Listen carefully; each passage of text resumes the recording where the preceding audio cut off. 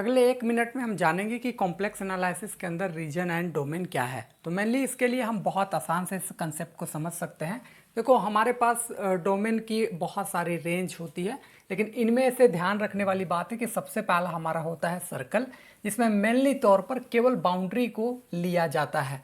ठीक है, इसके अलावे अगर हम बात करें तो सर्कल्स की जो इक्वेशंस होती है कॉम्प्लेक्स नंबर के अंदर, अगर ये हमारे पास जेड नोट इसके सेंटर है, आर इसका रेडियस है, तो z minus z nought is equals to r हो जाता है।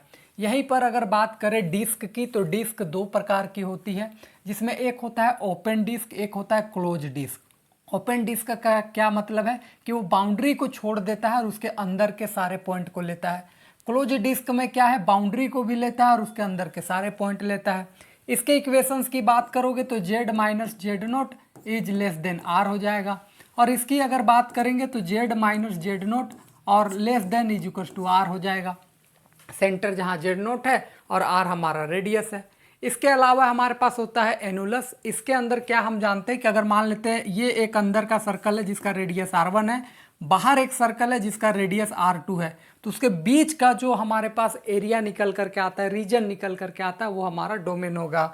इन दिस सिचुएशंस में हम क्या कह सकते हैं कि हम यहाँ पर अगर इसकी इक्वेशंस लिखना चाहें तो हम ऐसे लिख सकते हैं Z minus z nought is less then R2 and greater than R1। इस तरीके से हम लिख सकते हैं। अगर हमें बाउंड्री लेनी है तो फिर हम यहाँ पर इज इक्वल टू का साइन लेंगे। अगर किसी किसी केस में बाउंड्री ना हो तो इक्वल्स टू का साइन नहीं आता है। इसके अलावा एक और कंसेप्ट है जो कि डिलीटेड नेबरहुड। वो क्या होता है कि हम पूरे रीजन को लेते हैं, बाउंड्री को, उसके अंदर के सारे पॉइंट को, लेकिन क्या करते हैं, मेन जो उसका सेंटर होता है उस पॉइंट को हम छोड़ देते हैं, तो इसको डिलीटेड नेबरहुड कहते हैं या डिलीटेड डोमेन्स हम कहते हैं।